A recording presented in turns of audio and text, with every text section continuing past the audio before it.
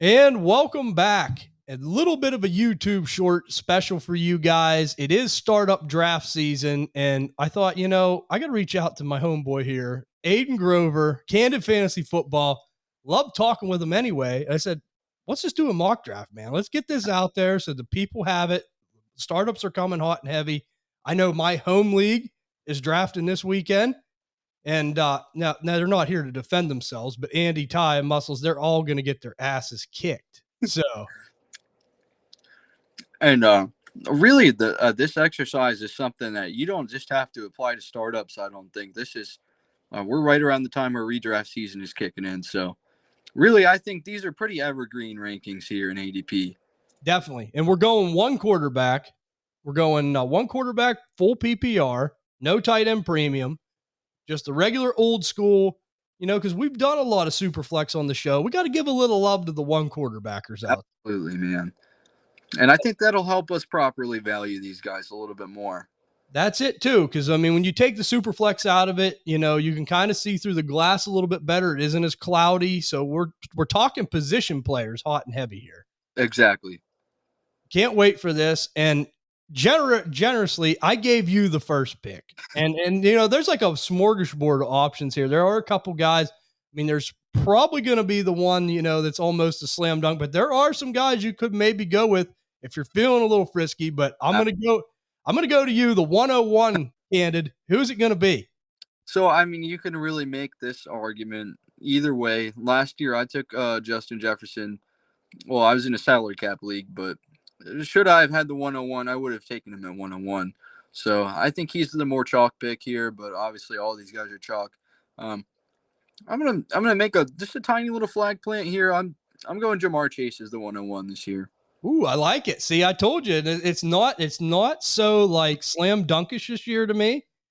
And in Dynasty, and if listening to the Dynasty DNA wide receiver ranking show, we had Jamar Chase at one, mainly because of the quarterback situation. Exactly. That's what it comes down to for me. I think AFC North is a really competitive division.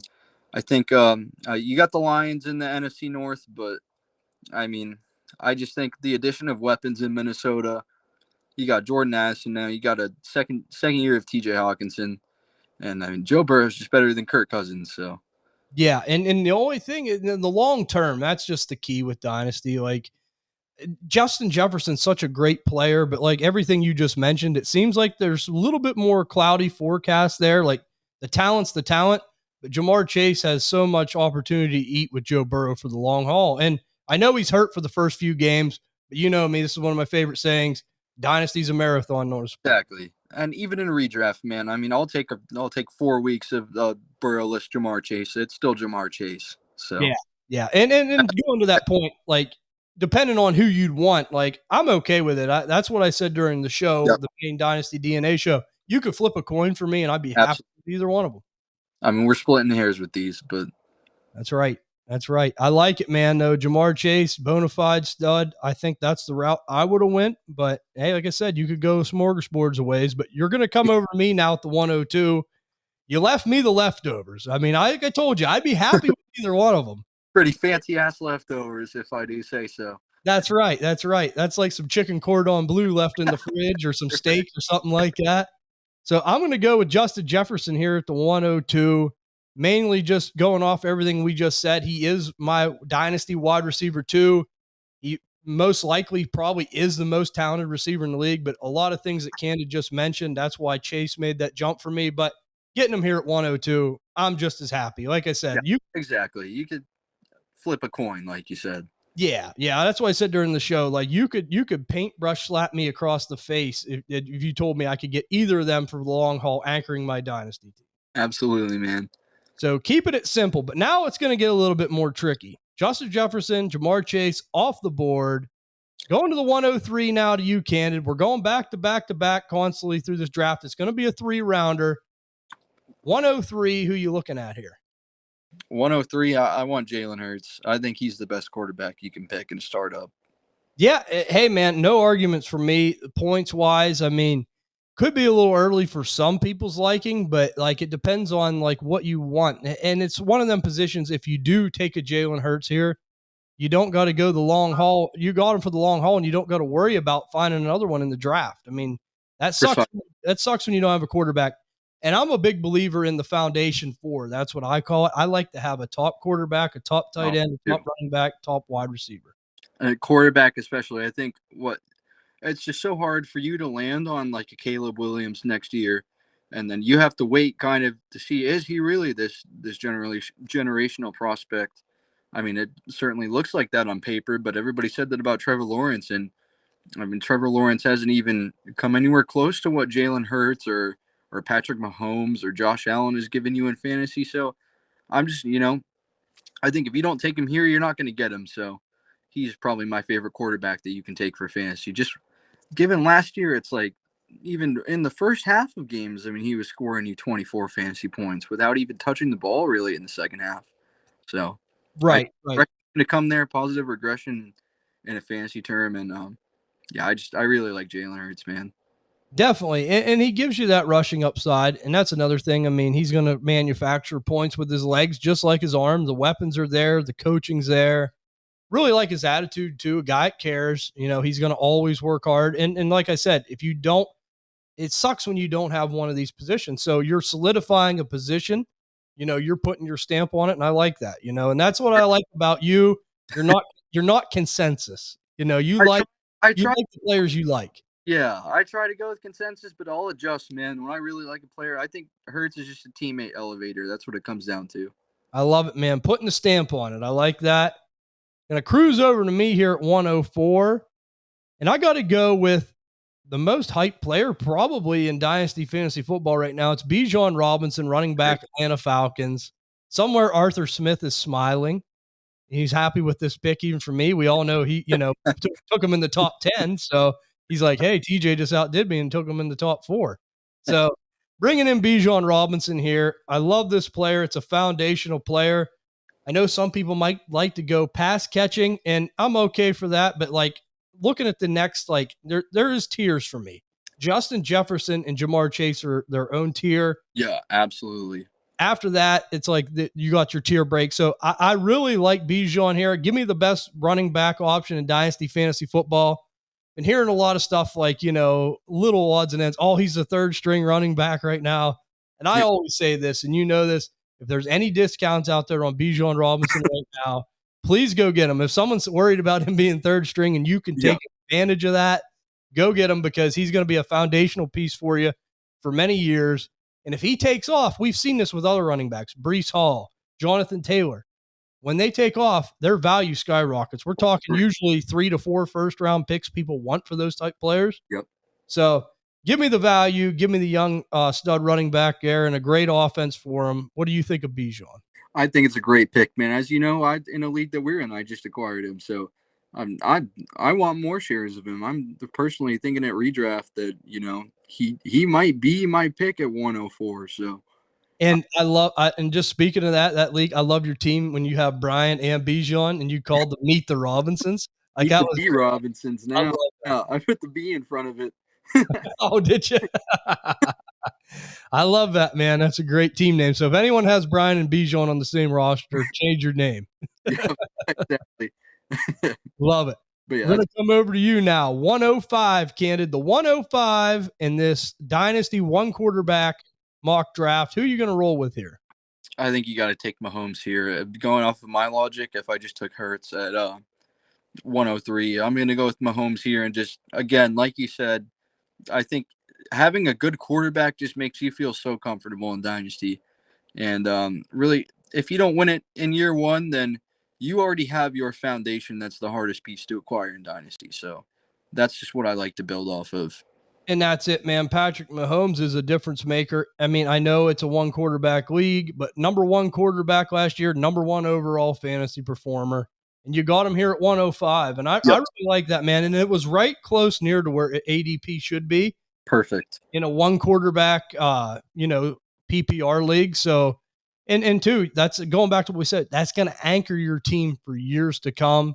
Exactly. And like I said, I love what you're doing here, because there's so many people, like a Christian McCaffrey's a great player, but we all know the injuries, with Patrick Mahomes, knock on wood, Usually everything's okay and he's ready to roll and he's in your lineup every week getting you 40 points. So it's not a bad. Exactly. Really, with him, it's like he never gets you under 20 points. That's the thing. It's like, No. sure, he might not give you the Jalen Hurts upside, even the Josh Allen upside, but it's like he allows the rest of your team, if they have a bad game or anything like that, or if one player has a bad game, it doesn't matter. Patrick Mahomes, you can count on 20 points plus from him every single week. So you'll always have a chance of winning your matchup with him. Definitely. And like I said, it's an anchor piece. It's a foundational piece. Going back to what I said about the foundation four. So love that pick, man. We're going to come back over to me here now at the 106. And this is where it gets a little dicey because you could go a lot of different directions. I think I'm going to dip my toes back into the wide receiver pool. And I'm going to get a little ballsy here. Give me Garrett Wilson. I'm going to take Garrett Wilson here, 106. Yep. I really like this kid, man. Come onto the scene last year, just absolutely electric in a bad offense. And now they're getting Aaron Rodgers, who we all know is a little bit of a polarizing player. But if you ask me, who would you rather have me throwing the ball if I was Garrett Wilson, Zach Wilson, or Aaron Rodgers? That's a no-brainer. So, of course. He had Zach Wilson, Mike White, and Chris Strivler. so, yeah, I'm impressed. Chris Stribler, you brought that one out of left field, man. And I mean, this guy caught passes from a 38-year-old last year, and he's going to catch passes from another 38-year-old this year, but one of them's a future Hall of Famer, so that's a big difference. He's such a talent, dude. I have him ranked as my third wide receiver in Dynasty, and I think really this year he's going to prove to you that he's right up there in that Chase and Jefferson tier. I definitely think if there's anyone that can get into that tier, Garrett Wilson's the guy. And like going back to like the players that were available, some of the next players that could have been picked, McCaffrey, Lamb, AJ Brown. I like AJ Brown. I like Lamb, but I'm going for ceiling here, and two, the age makes a difference. I mean, I know them guys, Lamb and Brown are still young, but 23 years old with Garrett Wilson, and he could be a top 3 receiver possibly. He has that opportunity. So give me the ceiling. And it's like your last one with Bijan. Bijan's 21, so I like that we got the really young guys who are already proving themselves up here. I mean, you want win now, but I think these guys are win now pieces. That's Plus, it. maybe a year more on top of that with them because they're so young. And that's the thing, like in this first round, it's so critical because you want to get as many, like you don't want to go old, but my thing is I always want to win. I don't care. Like, let me win the championship. If I can win the championship, I'm going to be really happy. But when you get a piece like Garrett Wilson, like you said, he's not only young, but he's a piece that can really help you contend right now. Absolutely. And I do truly believe, I know, finished, I think, wide receiver 21 last year. I do think that he'll be more around that top probably 7 range, I think, this year. I'm right there with you, man. The defenses just can't cover him, dude. So, yep. If he's healthy, he'll be there. Yep. Going over to the 107, back to you, my friend. Who are you going to take at 107? I think I'm going to go CeeDee Lamb here. Good pick. Yeah, I'm also, wide receivers are really just what's hot right now across the NFL and across fantasy gamers. So not even to be a homer because I'm a Cowboys fan, but I just think this is another guy that's shown you 30+ point upside in certain games. And whenever the Cowboys really need to push the ball downfield, they need to throw. You can line CeeDee Lamb up anywhere, all 3 positions, and Dak's going to look for him. So I think he's always going to be the top target in a division that you're going to have to pass the ball if you want to win games in. I mean, even the Commanders are looking, they look kind of decent right now. So you just never know what kind of games you're going to get. And I think those you want access to these players in these barn-burning divisions who have the talent to post you a wide receiver 1 overall season if things break in their way. So. And finish wide receiver 5 last year. So, I mean, another great finish. And he's the true alpha in that Dallas offense. Easily. And really, that's the next tier for me, man, in Dynasty circles. A.J. Brown, CeeDee Lamb, and Garrett Wilson. That's my next tier of players. So, and like I mentioned before, if I could get any of them, I'd be really happy. I always go like maybe a little bit more towards Garrett Wilson in startups just because the age and the ceiling, if I can get them.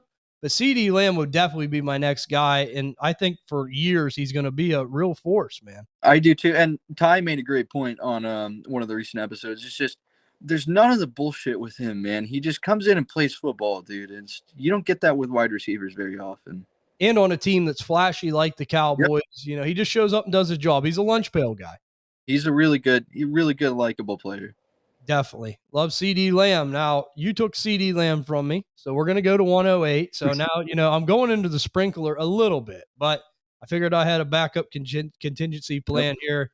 I'm going to go with A.J. Brown, man. Like I mentioned, that was the last one in my tier. And I know it's tough because I know another thing we mentioned, like a lot of people like drafting Devonta Smith a little bit later because the production is semi-close.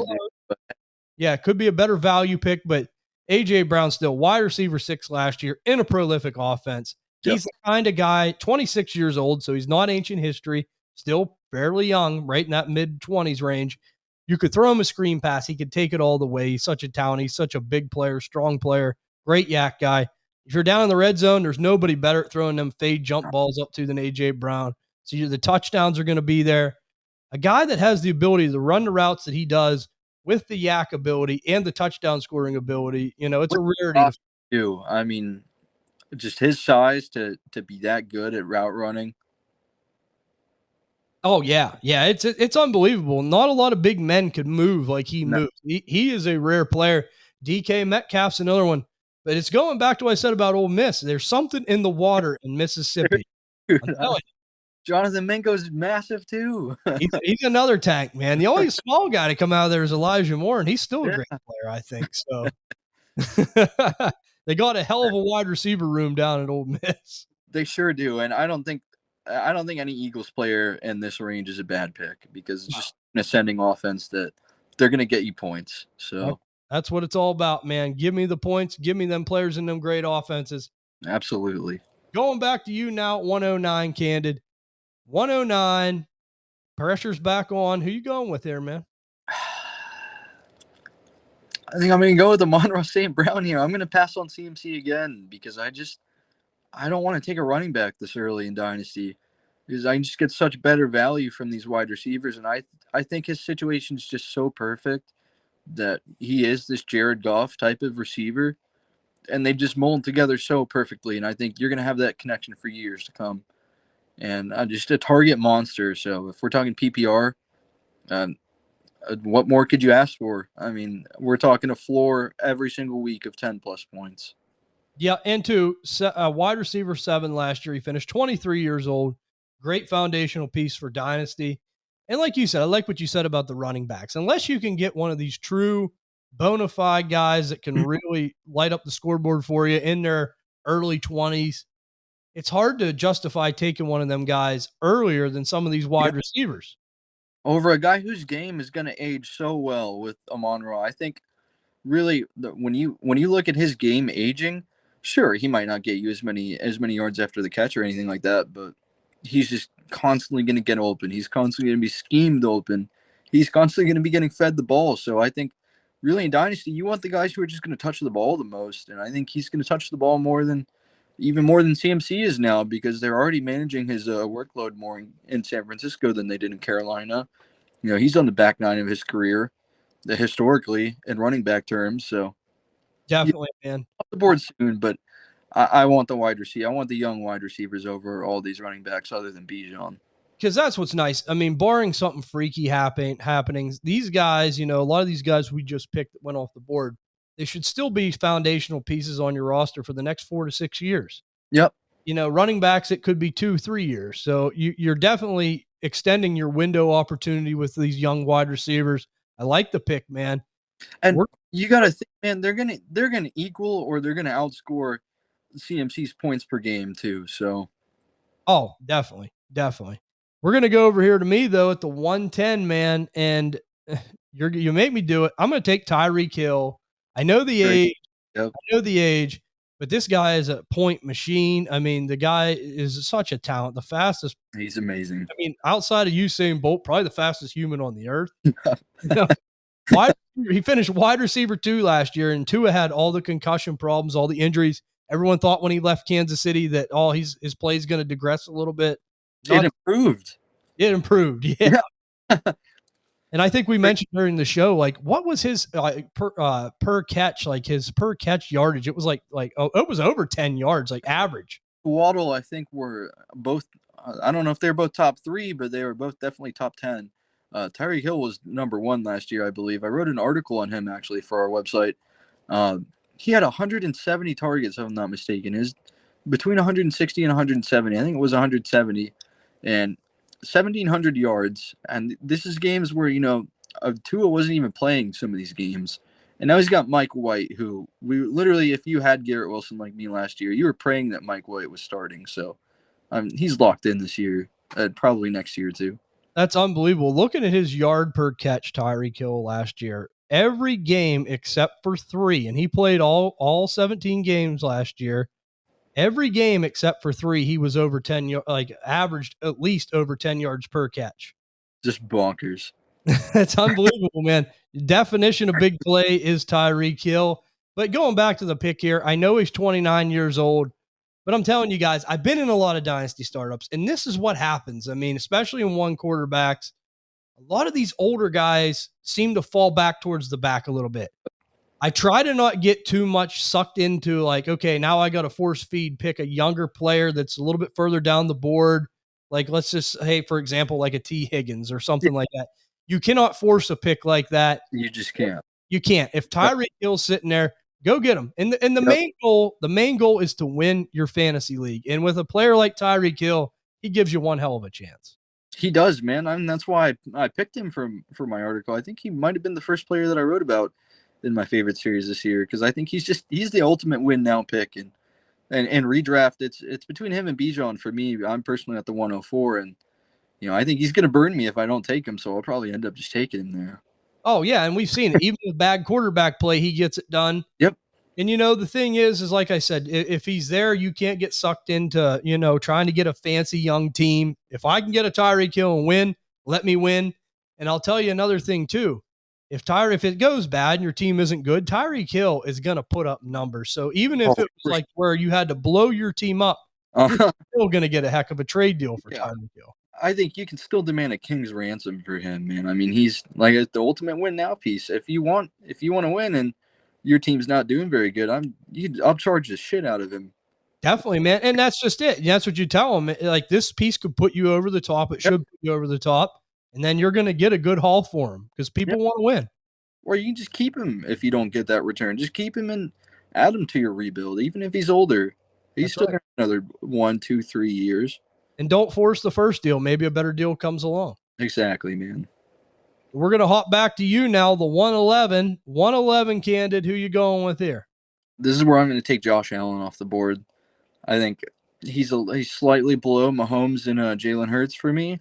But, yeah, I would put those two in their own tier, first and second in quarterback rankings. I mean, pick whichever one you like. For me, it's Jalen Hurts just because of the rushing. I think he's got more upside, but Josh Allen's almost the same thing as Jalen Hurts. I just personally don't like his weapons quite as much, but right. Yeah. And two, like, the only worry with Josh Allen, like, he's a great player. It's just like he needs to learn how to get down. Yeah, he does. Going back to like the big 3 quarterbacks is what I call them: Josh Allen, Jalen Hurts, Patrick Mahomes. Honestly, and this is what I said during the quarterback rankings episode, I would not be surprised if any one of them finished quarterback 1. I think any one of them's capable. I think even Lamar can do it. Lamar's my MVP bet for this year, but you can't really justify taking him over Josh Allen in a dynasty league, but definitely. And he's that piece, man. Like I said, it's going to be an anchor piece for you. Josh Allen, as long as he learns to get down and protect himself a little bit, he's going to be in the league a long time, and he's got the talent. You should be able to eat off him for a long time. And a cannon arm, dude. I mean, that's the one thing that I don't think Hurts really has. Mahomes has an insane arm, but it's not Josh Allen's arm strength. That's true. That's true. We're going to hop in here to the 112, and boy, it's getting tougher. But I think it's time. I'm going to dip my toes back into the running back pool here. I'm going to go with Christian McCaffrey. I know he keeps falling. I'm going to take him off the board here at the 112. I feel good about it. As I mentioned, guys, if I'm sitting from 110 to 112, a lot of these players are going to be here. You can't do anything foolish. You can't try to overthink things. Like I mentioned, like a Chris Olave. He's another guy. Like I like him, but I wouldn't take him over Tyreek Hill or Christian McCaffrey. You can't. I mean, you just can't do it. I know it's Dynasty. Maybe you can get someone like that in the second round to pair with, your older player, but I'm just feeling more confident of trying to build a win now model from 110 to 112.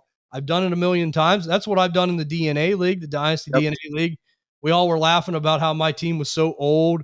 And it is. It is old, but it has a great chance to win. I think I am projecting the most points right now.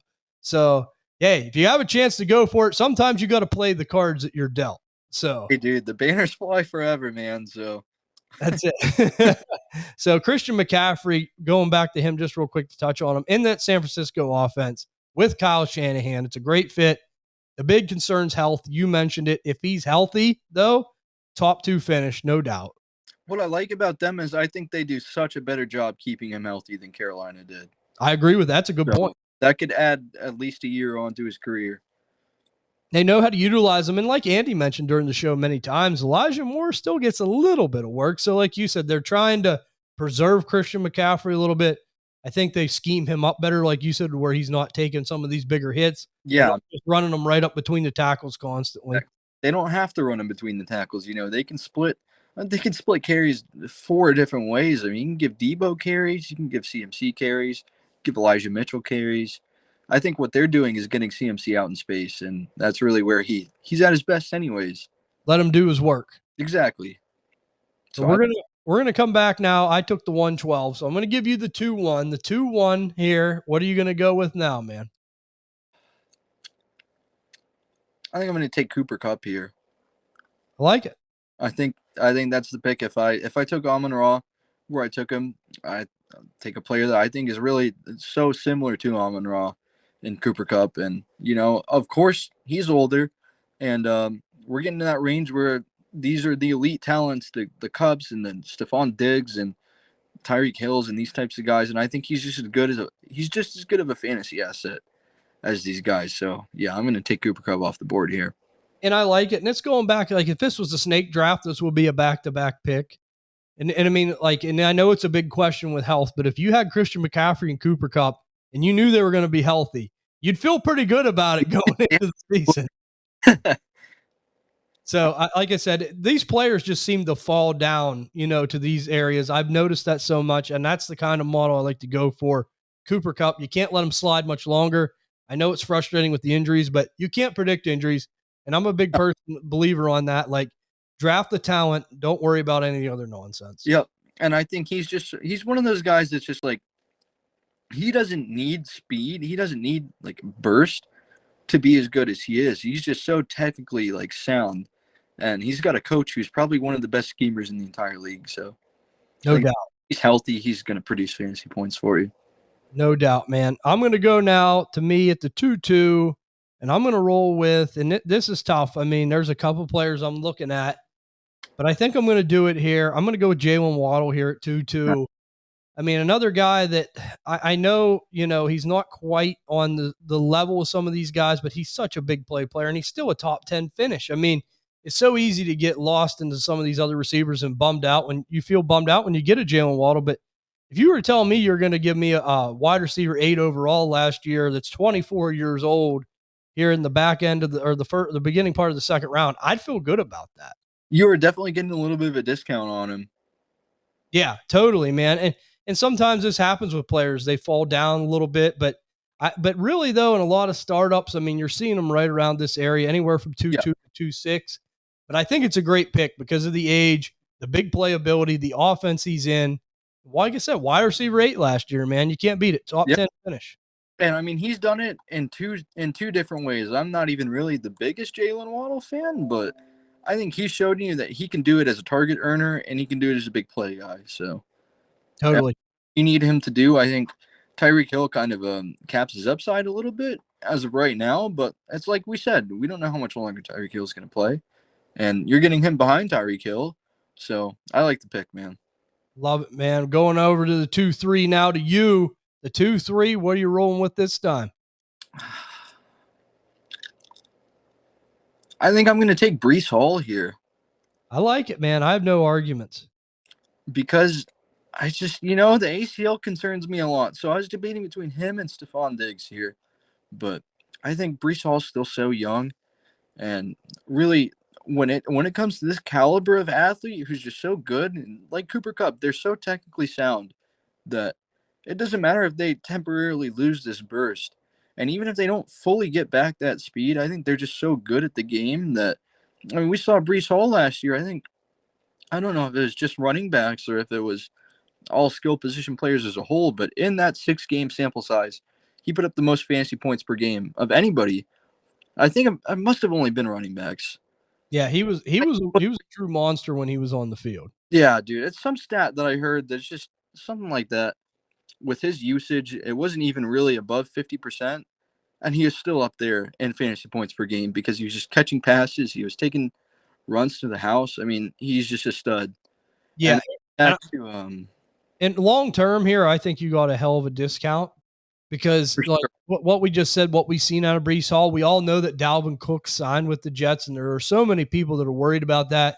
And in redraft leagues, it is a problem. I mean, like you wouldn't want to take Brees Hall too high, and then you're going to get maybe a little bit hurt there, you know. But Yeah, in Dynasty, man, I've been saying it, I've been touting it.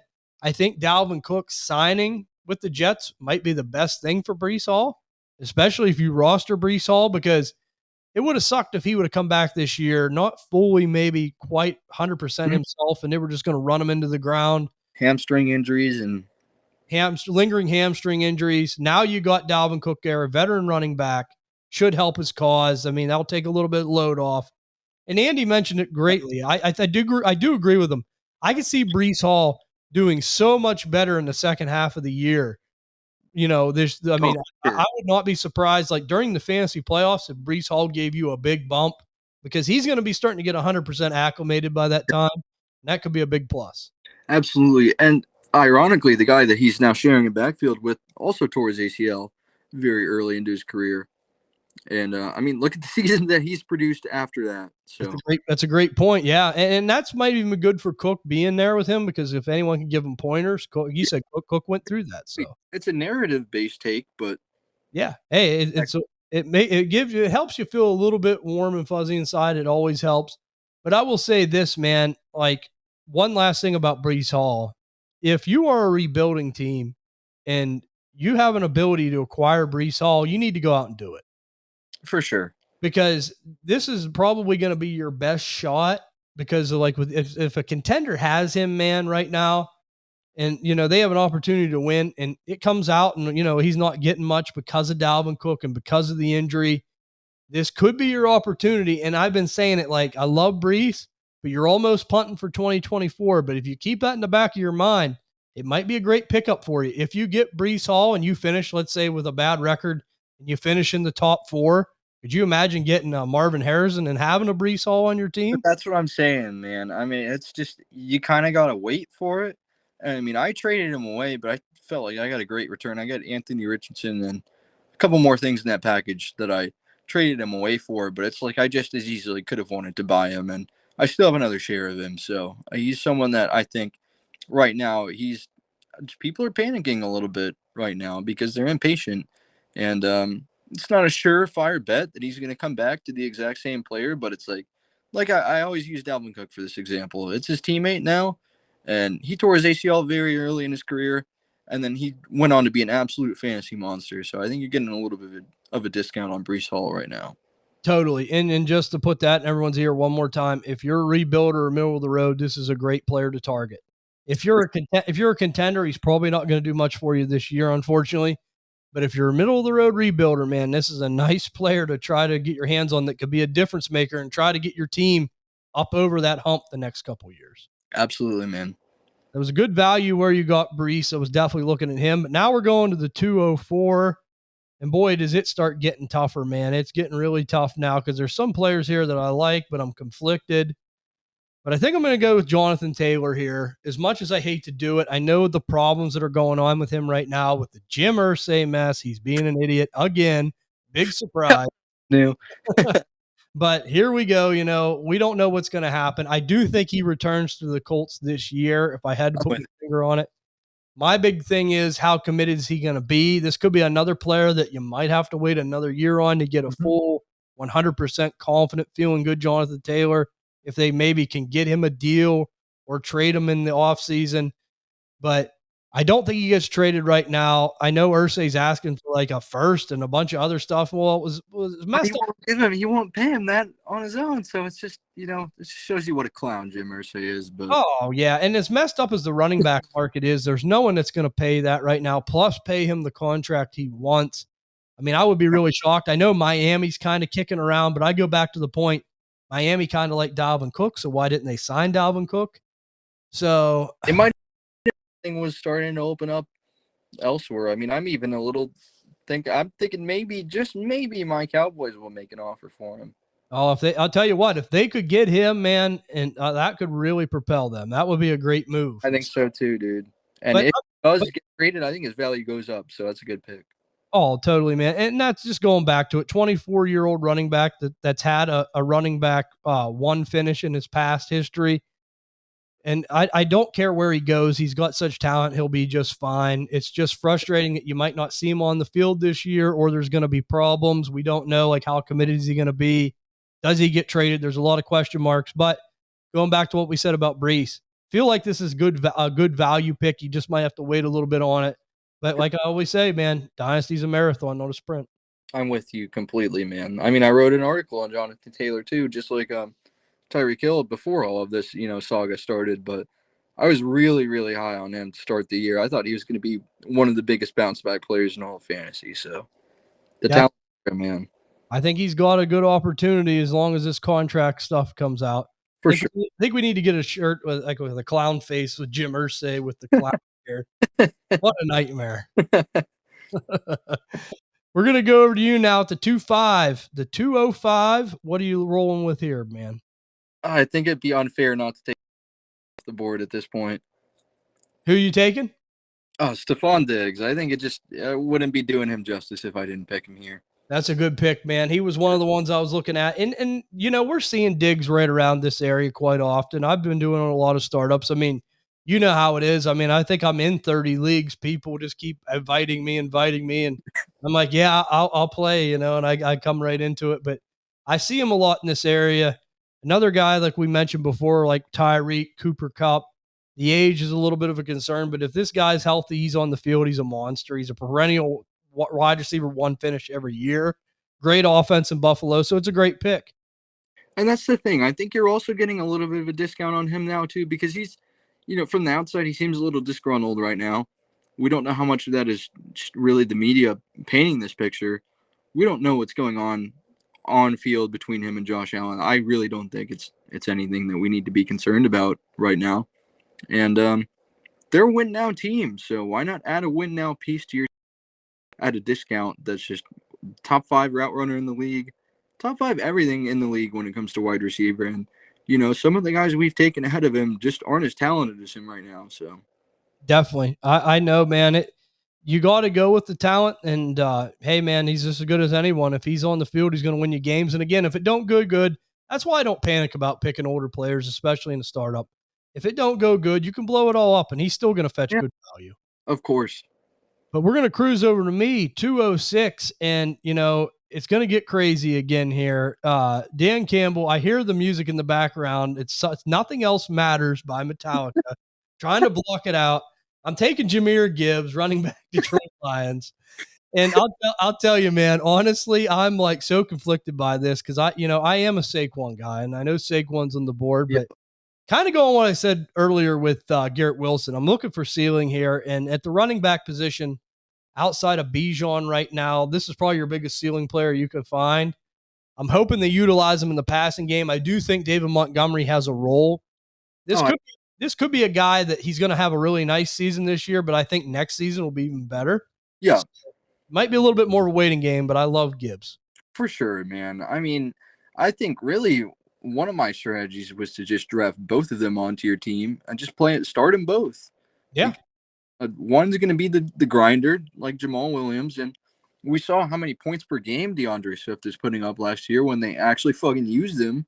They just didn't like him for some reason. And I think this is what they wanted DeAndre Swift to be.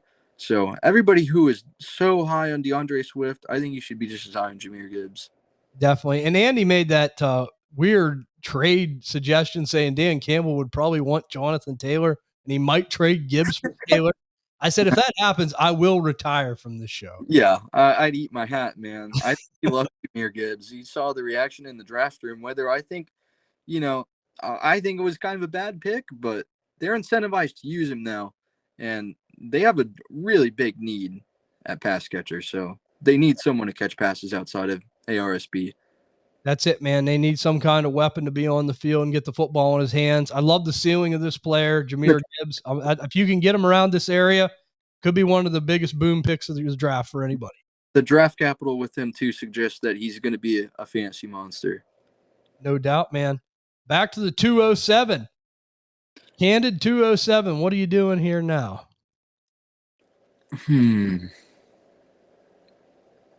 I guess I'll take Austin Eckler off the board here. Somewhere Ty's smiling right now. Yeah, like we've been saying, man, these old guys just fall. And I'm looking at the board here, and I'm like, is there anyone who could give me a fantasy year that Austin Eckler could this year? I just don't think there is. No. I mean, best player on the board right now. As Andy mentioned, like with Kellen Moore there, could the catches go down a little bit? I think they might, but Austin Eckler still, if he's healthy, he's going to be a top 5 finish. Absolutely, man. And, you got the sour taste because if you didn't have him the last 2 years, it's so unlikely that he's going to give you another, 18 touchdown season. But the guy is just so good. And I don't think you can justify taking anyone that's not as talented as him here. So agree with that wholeheartedly. But I would take Eckler here. No doubt. Well, we're going to come back over to me now. It's the 208. Another pick where you can do a plethora of things.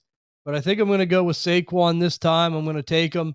As we mentioned, we passed on some running backs early. Now is going to be the time where you start seeing them come off the board a little bit. These high-end young wide receivers are always prioritized first. But now, the Giants did give Saquon this one-year deal. It's kind of strange that he signed a one-year deal because that would give the team another year of control. Yeah. Almost tells me like there's got to be some kind of deal in the works of some kind. They just wanted him to be back on the field. And with Daniel Jones, we've seen it last year. Saquon was a beast with Daniel Jones. He was definitely their best player on offense. I know Darren Waller's there now. But Saquon's still going to be the heartbeat of that Giants offense. I think if he's healthy, no doubt a top 10 finish. And with the pass catching upside that he can provide you, it could get real interesting if he could get a lot of balls thrown his way. For sure, man. And I think him deal shows you that he's just committed. Like he's gonna tough it out if he gets nicked up.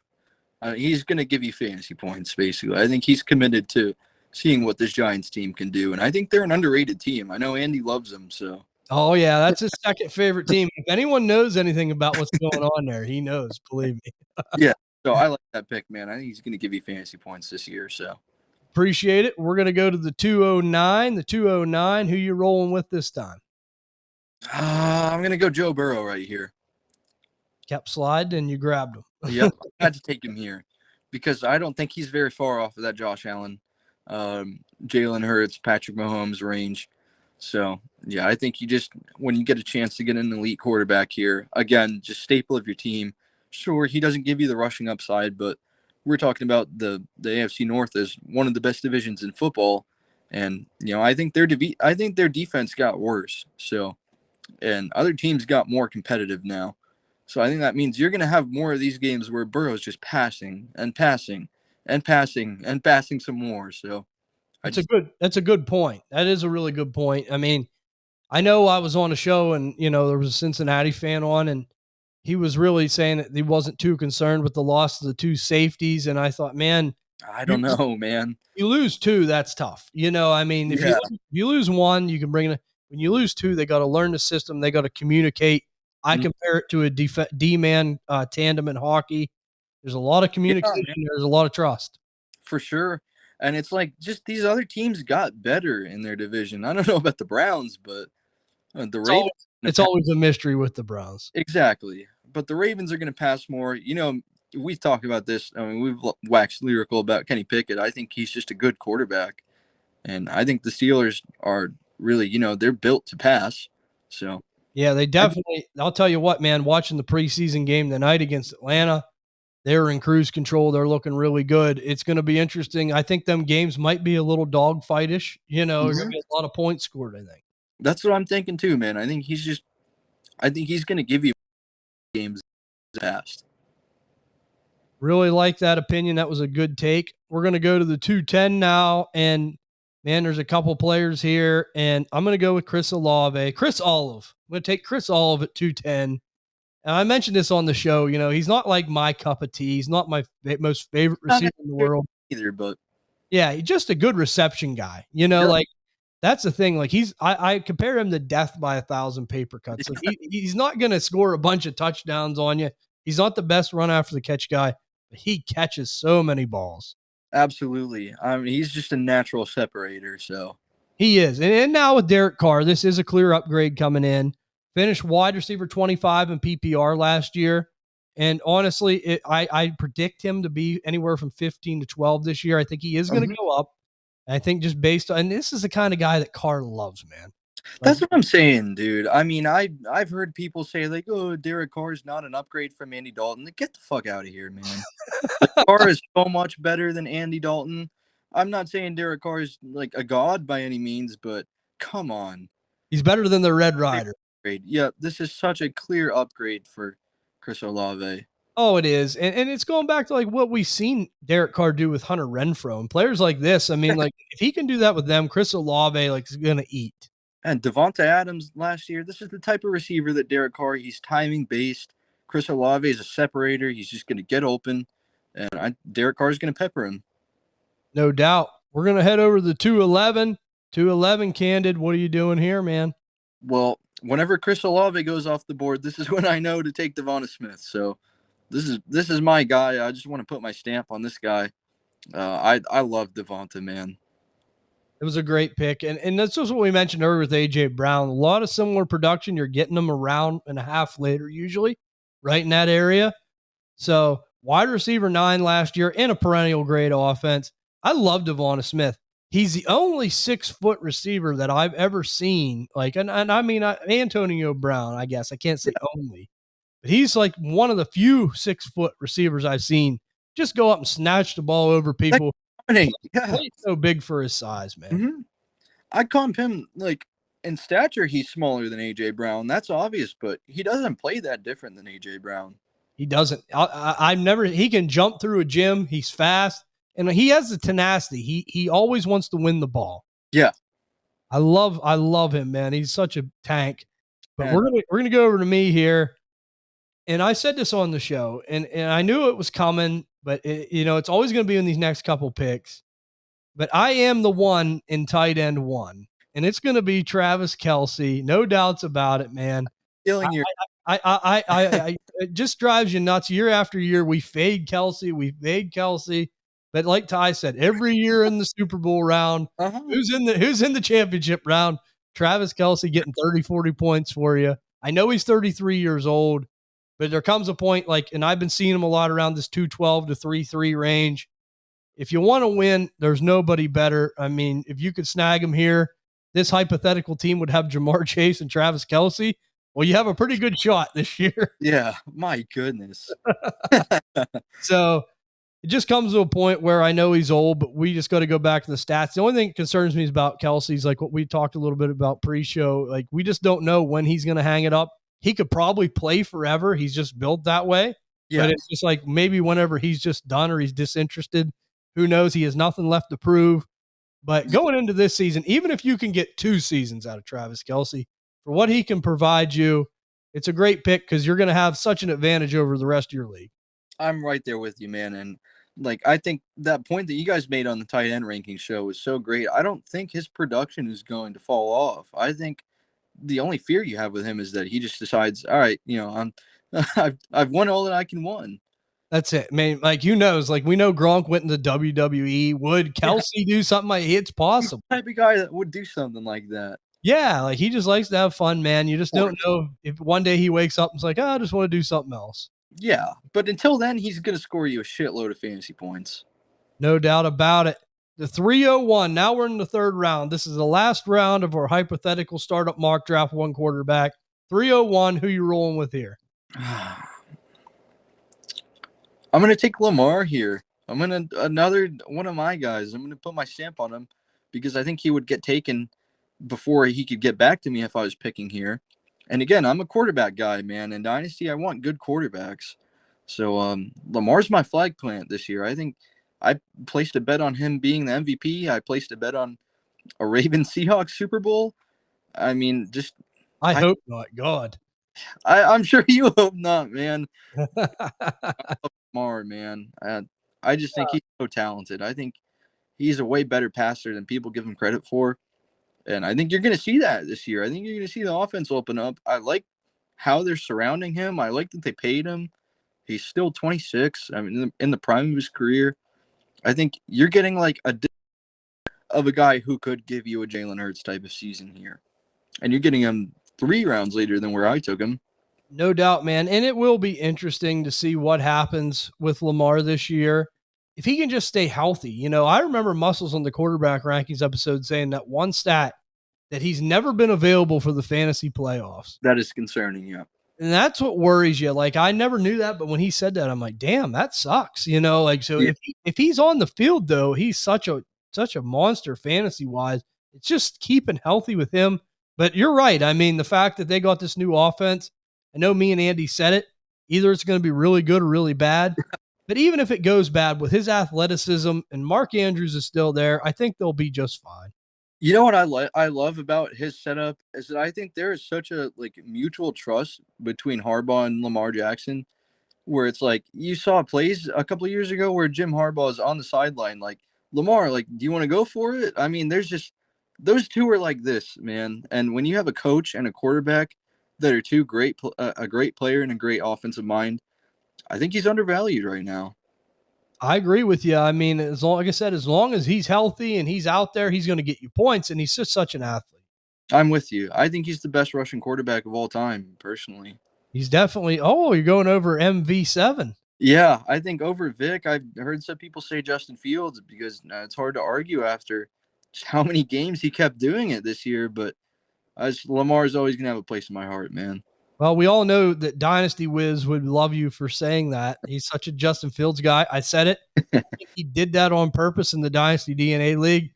He set it up to where I had to pick last, and I had to take Justin Fields. No one else took him. I'm like, why is he still on the board? I'm like, surely the 110, no, 111, no. Oh, tell TJ. So let's see what happens. So, but I do like Fields' rushing and Lamar. I just hope that they can stay healthy. And, you know, that's the big concern. We're going to go over here to the 3-2. Boy, I got a tough decision here at 3-2. There's 2 running backs I'm looking at. There's 2 wide receivers I'm looking at.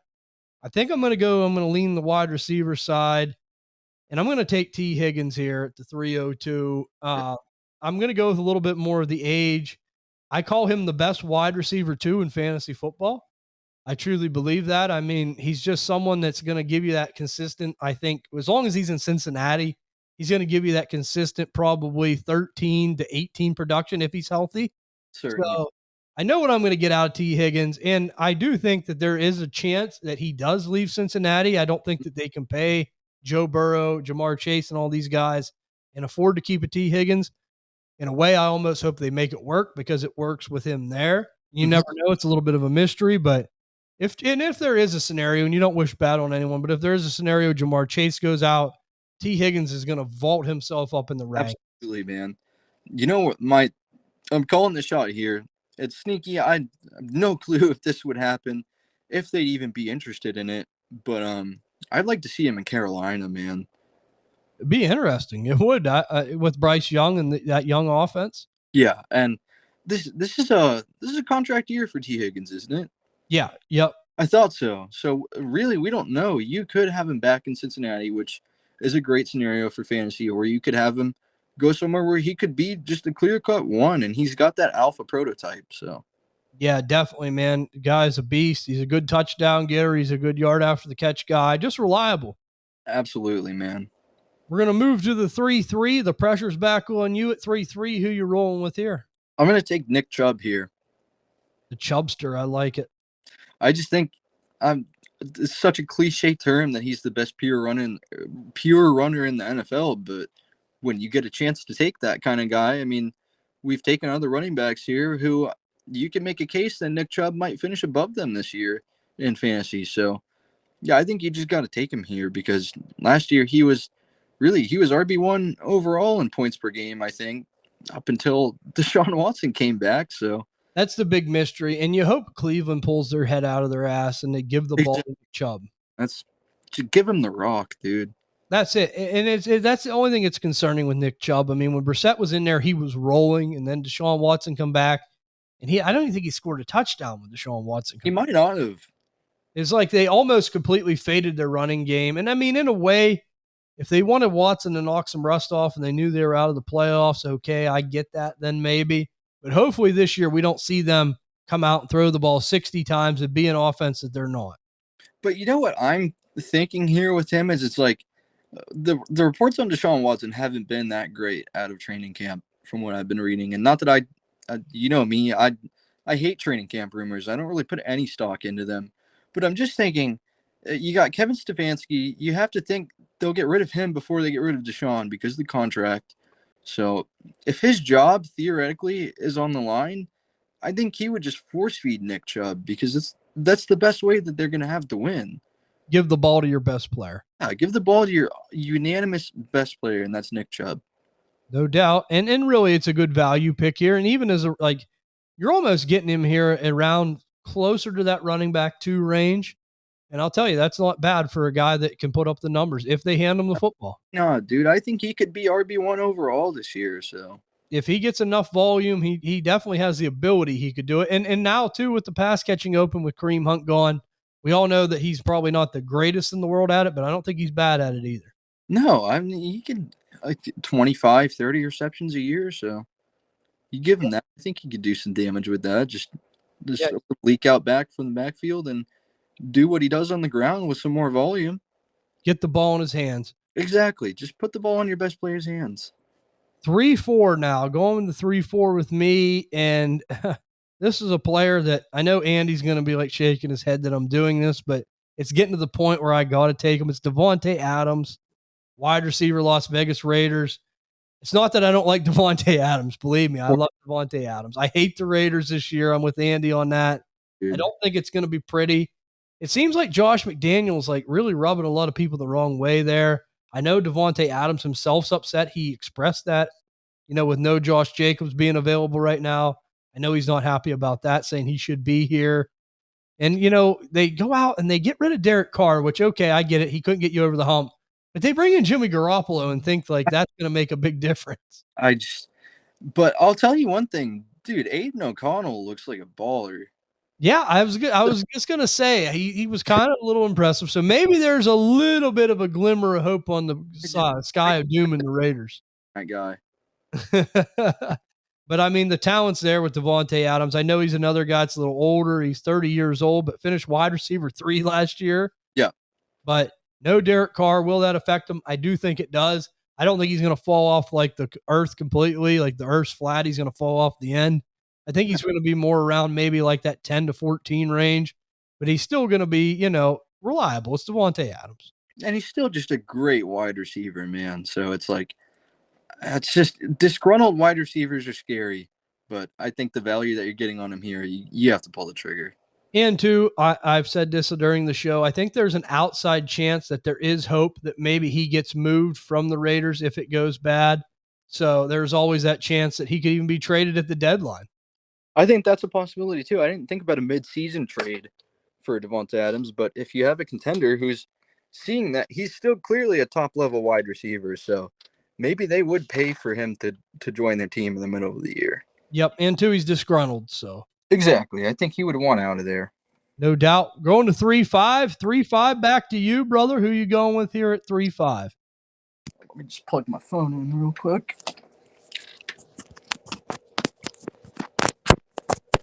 All right. I'm going to take Mark Andrews here. Oh, I like it. 27-year-old tight end. I don't think you can really go wrong with someone like that. If I'm touting Lamar, then I think I got to have his highest weapon up there too. So I think there's another value on him. Once Kelsey does retire, then I just think the position goes straight to Mark Andrews, really, at number one overall in the tight end rank. So I know you guys had Kyle Pitts up there. I was considering him too when I'm looking at the board, but if I want to win now, I think Mark Andrews is my guy at tight end if I can't get Kelsey. And we like Kyle Pitts, but I mean, let's be honest. We even said this during the show. I do think Mark Andrews outperforms him this year because Yeah, I mean, it's just such a disaster for Atlanta throwing the football. Like Musk said, you got a 6'6" Kyle Pitts and Desmond Ritter's missing him. He's wide open in the middle of the field. dude, It's a disaster. Like straight dynasty value. Kyle Pitts probably is edges out Andrews as far as value, but yeah, consistency and points right away. And for the next handful of years to come, you're going to get him from Mark Andrews. At least he's in a better situation. absolutely, man. And like we mentioned, him and Lamar just have that mind meld. It's like you guys mentioned when things break down. I think that's Lamar's best trait is when the play breaks down, he finds that open guy, and it just always seems like it's Mark Andrews. So Yeah, it's like Lamar either relies on himself or he relies on Mark yeah, Andrews. There's no in between there. yeah, I like this value right here. I think I'm really That's with it's that. it's a good pick. I've seen him go a lot around this range, and again, you can't go wrong because as long as he's healthy, and like I said, like last year it sucks he finished tight end 4. I get that, but still it wasn't Yeah, like a total train wreck. but it's like I had him, man. He got injured. Lamar got injured. I mean, before that, he was carrying my fantasy team at first. So Yeah, just gotta hope everything goes well. exactly. We're gonna go to 3-6 here, and here we go again at 3-6. Drives me nuts. I can't believe I'm gonna do it, but I'm gonna take Josh Jacobs here at 3-6. Man, it just, this situation with these running backs, I know the Raiders, but I do think he'll be back. But the bad thing is he's not in game condition. And like we mentioned during the show, I know he's not happy with his contract. I know he's not happy with the Raiders. Does he pull a hammy and then, I'm out for 4 to 8 weeks and I'm not coming back? And in a way, can you blame him? Because he wants to solidify himself and make sure he's set up. And and if it's going to be a team of this Raiders team that's going to be maybe a bad team, does he really want to play on that team? Is he going to give 110% effort? It's tough to say. But there is always hope. Maybe next year he ends up on another team, or maybe him and the Raiders work it out and they keep force feeding him and he's the bell cow. But I think he's always going to be a high end running back 2, low to mid end running back 1 if he's healthy and he's out on the field playing. So I got to go Josh Jacobs. The run comes to an end. I mean, it was getting tough. I knew it was going to be around this time, and he just fell to me here. I had to take him.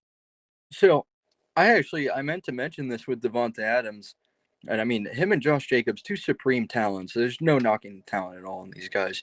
But my concern with the Raiders is that these guys played with Derek Carr, and who I think just gave so much to that franchise that it's like you had teammates getting in car accidents, killing people, accidentally, of course, but like these are difficult times, man. And he stuck by him, and the Raiders just kicked him to the curb. So I just think I wouldn't blame Devonta Adams or Josh Jacobs for being like, you know what, fuck you guys, I'm not going to play for you. And Yeah, and I think a lot of it has to I do wouldn't with blame him. Josh McDaniels, as Andy said. Andy hates Josh McDaniels. He I hates don't him. like me either. He just rubs them the wrong way. I think he alienated a lot of the former Raiders. He's trying to bring in guys that he wants, these expatriates, and it's just bad for a lot. It doesn't work, dude. It doesn't work unless you're Bill Belichick. That's it. And he's no Bill. No, nobody is. But the Josh Jacobs run come to an end. I grabbed him here at 3-6. 3-7, Candid. Who you going with here? 3-7. I'm gonna take Drake London here. I think the guy's just so talented that I think he can overcome this bad situation. And it was between him and Kyle Pitts, and I just think Drake London's a little bit more talented than Kyle Pitts. Yeah, I mean, it's tough, like Andy said, and I agree with him. Like the way I look at the Atlanta situation is there's so many bona fide like potential superstars there. You can't load up on all of them. You almost got to take No, a choice. You almost got to take a choice. So I have no problem with you going with Drake London if that's who you like, because hey man, it's just there's so little to go around with that like that passing offense. So like you can't have both Kyle Pitts and Drake London, or you're going to lose. There's no doubt about it. that's basically it. But man, I just think with his build, I love tall wide receivers. So I think he's just such a good separator for his size too that it's like I could see him having like a 13, 14 touchdown outlier season where it's just like if the quarterback ever gets right, like this guy could go nuclear. Me and Andy talked about this, and Moss also. I mean, he was rated highly for us coming out as well. He has such a talent. It's just such a shitty quarterback situation in Atlanta. I mean, there's I no way to sugarcoat it, but like Andy said, and I do agree with that. Like, if you take a choice, just take that choice. Drake London's a great piece. You're not going to get hurt by just having Drake London, and it might work out in the next year or two, and you're really going to explode. It just sucks when you tie yourself to such a gut wagon if you get like it does. if you get Bijan and Drake London, it's Yeah. like you're playing with fire. It does. I just think he's so talented, man. For him to be separated at that size is just I've said it, man. If Drake London was on the Chargers, people would be drooling. oh my god, yeah, Jesus, man. So He, he- it's where you end up. yeah, I think he'd be a top 8 dynasty wide receiver if he is on the Oh, track, no doubt. people would just be drooling, man. We're gonna go over here to the 3-8, back to the 3-8 to me, and I made Andy frown with that one pick. I'm gonna make him smile now. I'm gonna take JSN, Jackson Smith, and Jigba. I love this guy, man. Everything I've seen, great route runner, great hands, great concentration. I mean, another guy, it's like a 6 foot, like to me, really comp similar to Amon-Ra St. Brown, but I think with a little bit better down the field ability. For I sure. think very similar players, but I think he's a little bit more of a threat deeper down the field. And man, this offense, I know Tyler Lockett's there, and I love Tyler Lockett. And I mean, even if JSN don't take off this year, next year he's going to be an absolute monster. I've said it. I do think he still has a really good year this year, I but do too. I think he's going to be a real monster in the next 5 years. Like I honestly think he's going to be a perennial top 10 finish. Just love the guy, man. Loved his tape. Love the way he plays the game. Such an athlete. Really good concentration. Plays big for his size. Check, check, check. I'm taking him. 21 years old on top of it. Man, I don't put a lot of stock in like combine stuff, but his 3-cone, dude. I mean, it's just if you want to sign them, the guy's just going to be a natural separator. Like we've been mentioning with these other guys. I mean, JSN's that guy. Yeah.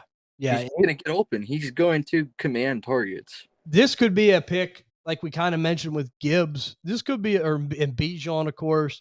This could be a pick if you make in your dynasty startup that could just really propel your team for years to come. Absolutely, dude. And it's like if DK Metcalf or Tyler Lockett go down this year, then you're not even gonna have to wait. I mean, you just thrust him into your lineup, and you're gonna have a guy that might give you better production than definitely Metcalf. I don't know if he'll quite outproduce what Lockett gave you like the last 3 or 4 years, but man, dude, he's such a good talent. No doubt. No doubt. Going to be electric. Can't wait to see him. I'm really excited to see them old school Seattle throwbacks too. Me too, man. Those are beautiful uniforms. They are. Jumping into the 3-9. Back to you now, Candid. 3-9. What are you going with here, man? Give me a second here. I'm a little stuck between players right now. Take your time. So I want to go Kyle Pitts here, but I just went Drake London. I feel like I kind of planted my flag there. You know what? I think Kyle Pitts deserves to be in this range. Taking Pitts? Yeah, I'm gonna take Kyle Pitts here. Well, and it ain't on the same team theoretically, so it's a good pick. I think you kind of just have to take him here. Really, I think he deserves to be in the top 3 rounds overall. I think he's just one of the most talented players left on the board, and it's just, I mean, we can copy and paste what we said for Drake London. It's just a shitty situation, but it is a shit situation. There's no doubt about it. But the guy, and I've said this, the prices that you can get for Kyle Pitts still, even after 2 disappointing seasons, people really believe he can be a difference maker. And I think he can. yeah, man. I think he can be a really good player. He just needs to get that quarterback situation figured out. And as I mentioned on the show, and I truly mean this, if it goes bad again this year, if it goes bad and you want to acquire Kyle Pitts, it's the best time because he'll be coming into the last year of his contract the next season. And he might get out of Atlanta and it might just go wheels up for him. Mm-hmm. And same thing goes for Drake London. I actually haven't drafted Drake London because I plan on sending out a bunch of offers when they inevitably just look like trash this year because of the situation that they're in. and get them even cheaper. But this is where I would take them in a draft, though, because Oh, both of them are just so talented, and it's like tight ends are notorious for just developing later in their careers anyways, and he's shown you that potential already as a rookie with, a washed up noodle arm Matt Ryan. So I think he's just a really talented player. no doubt about it. He is a talent and he holds a lot of value, and that's important. But we're going to go over here to the 310, and I'm going to do it, man. I'm going to be a homer here. I'm going to take Najee Harris, running back, Pittsburgh Steelers. I know that Jalen Warren, I'm going to tell you right now, Jalen Warren looks like he's going to be a phenomenal player as well. More. They're extremely blessed at the running back position. I said it, I could see a world, honestly, like as good as our offense has looked. I mean, I know I might be getting a little bit ahead of myself a little bit, but as good as our offense looked, there could be a world where they finish both around 12 to 15, somewhere in there. And I'm totally okay with that. Getting Najee here as a high end running back too. I feel good about that. I think the touchdowns will be there a little more this year because they're going to move the ball a lot, and he's going to be more your goal line guy. And he's still going to catch a good amount of passes. I do think there's a world, and we've seen it. There's so many committee backfields around the league. That's just what the league's becoming now. It is. And I think there's a world where you could sit Jalen Warren and Najee Harris down at the table and they could have dinner together. I think it's going to be great. I'm going to take him here. I feel good about it. I'm still not spooked off enough to not take him here at the end of the third round. Yeah, I don't mind that pick at all. I mean, they theoretically they improved the offensive line, and really last year was marred by the injury that he had for the first half of the year. Once he started to get over that hump, I mean, he looked really good. Yeah, he did, man. He did. And too, like you said, the offensive line's huge. Like and you're in an offense where they want to run the ball. And that's what's nice. And even having Jalen Warren there, at least Najee won't get completely run into the ground. Mm-hmm. So that will help too. We're going to hop over to you here at 311. 311, your last pick of this mock draft. It better be a good one. I'm going with Tony Pollard here. Oh, the homer pick. Yeah, I think I accidentally let him slide a little bit too far. I think, me personally, I like your Najee pick. I just like Tony Pollard a little bit better. So I think, why didn't I take this guy earlier? But he's still here. So I was just going to say, we had one homer pick. We had to get another one in. So. Yeah, exactly, man. But no, I will tell you this, though. If he's healthy, I mean, he should see a huge workload. Yeah, dude. And I don't even think he needs a huge workload to give you an RB1 ceiling because he already did it last year on barely over 50% of the touches. Oh, yeah. Yeah. I mean, it's the guy was a machine last year, man. I mean, and it's just such a big play guy. Like, it was amazing when he got out in the open field, like to see He's just gone. Oh, yep. And two, like I said, dude, look what they got. Deuce Vaughn there, Ronald Jones, who's suspended, did really nothing. Rico Dowdle and Malik Davis. I mean, I still think that it'd be smart for us to add like a Leonard Fournette or just somebody of that ilk to just be a big body and almost take carries away from him to get too many carries a game because I just think that just increases his injury risk. But if you're a fantasy gamer, you want him to touch the ball as much as he can. No doubt about that. I just don't think he needs to give you an RB1 ceiling. Yeah. Oh, yeah. And with the pass catching, he just has it all. Hopefully he's completely healed from that injury. I hope so, too. I think that's why he's sliding a little bit in just every draft. But I see him, and it's like when you watch him, you just know he's talented because he takes kickoffs to the house. I mean, he jukes guys out of their boots.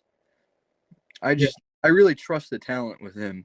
And it's on the field, he's going to give you good fantasy performances. Yeah, it's no problem with me with Tony Pollard here. Like I said, the workload alone, it could be huge. And it's great, too, because if you do have a bad season and you have him and he goes off, and you could get a good amount for him to sell to a contender. Exactly, man. He doesn't even really have very much like wear and tear on his body other than that one-off injury. I mean, he's hardly really touched the ball before last year. So, yeah, that's for sure. Well, we're going to go to me, the last pick of this 3-round, 1-quarterback mock draft.